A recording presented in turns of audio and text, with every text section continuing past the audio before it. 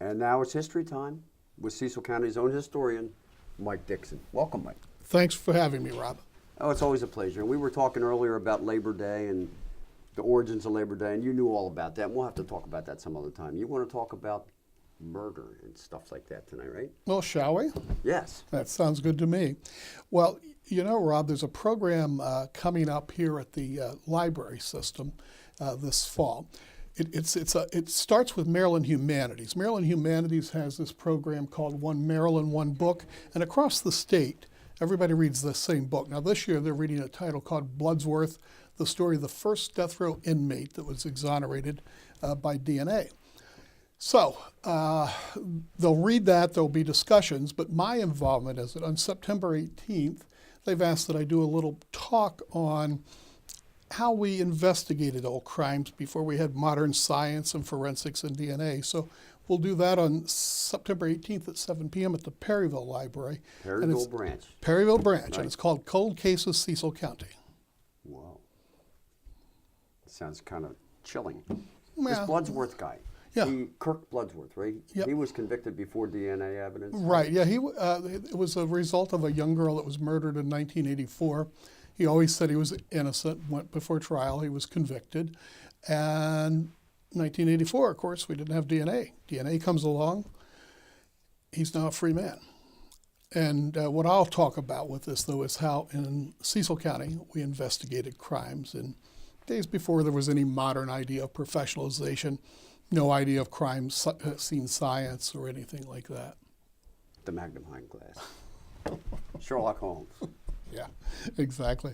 So what are some of these crimes that you're going to be talking about? Well, you know, a couple of things that you have to remember about this. So just think of 19th century or even the first decades of the 20th century.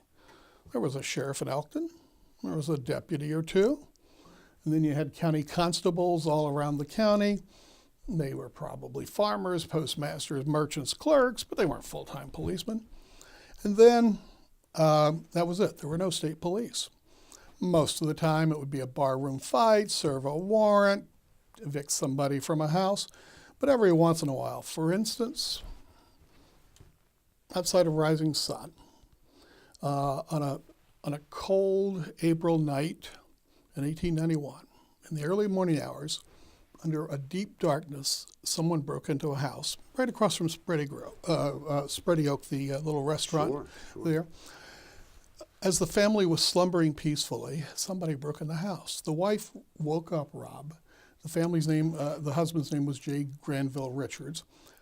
But Jenny, his wife, wakes him up and says, "There's somebody in the house." This is 1891, April of 1891.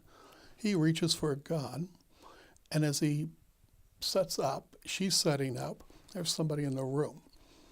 A shot will go off. Mrs. Richards falls back into the bed.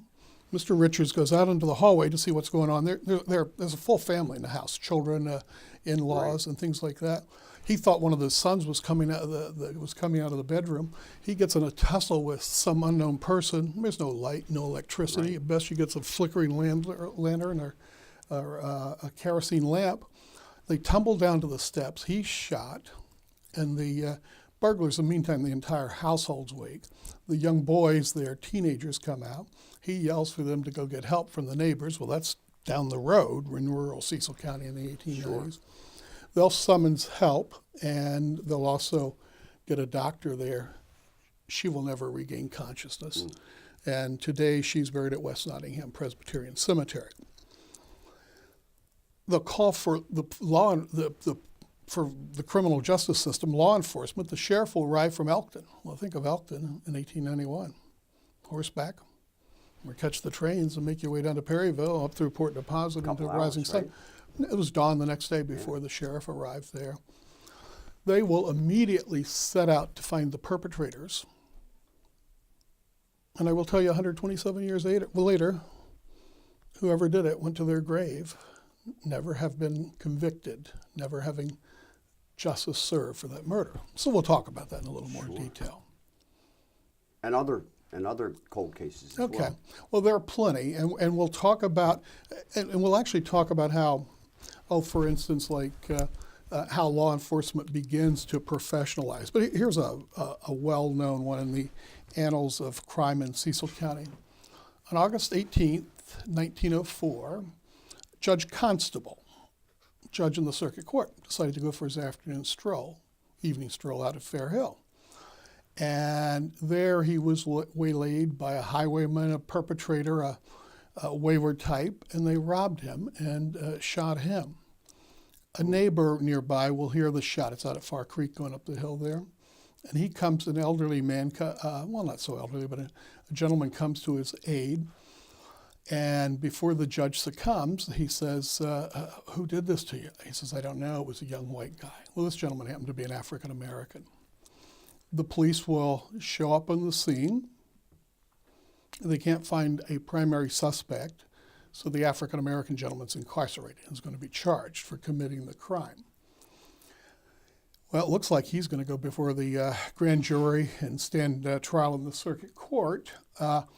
But a few months later, they get a report from the Philadelphia police that a young white guy is trying to sell a pocket watch at a pawn shop. Of course, they asked the Philadelphia police. That freed this gentleman. Mr. Holland was his name. So we'll talk a little bit about how the police were coming to their conclusions and how that investigation worked. But essentially the way it worked in those days, if you didn't have a smoking gun or somebody ready to confess, you just rounded up everybody who looked like they might have been a perpetrator and you brought them in. But Philadelphia police were aware of the crime, and here's this guy trying to pawn a pocket watch. Solved the case for him. By the way, this young guy's name who committed the crime was John Sempers. He was 23 years old. Wow. On a day in October 1905, he sits from the old jail on North Street. It's now the Elkton apartment buildings. And he looks out each day as they're building the gallows. And he knows that in 2 or 3 days, after Mr. Merritt finishes those gallows, that he'll send that platform and a rope will go around his neck and he'll breathe his last. That was not a cold case. They solved that one. No, and he didn't hang around much longer after that, did he? No, he didn't. Well, Mike, we always enjoy when you hang around with us here at 30 at 6. Well, and I'm looking forward to the 18th, Perryville Library Branch. See you there, right? I'm going to see you there, right? Cecil TV will be there. Oh, great. Thanks, Rob. Thank you so much. Bye.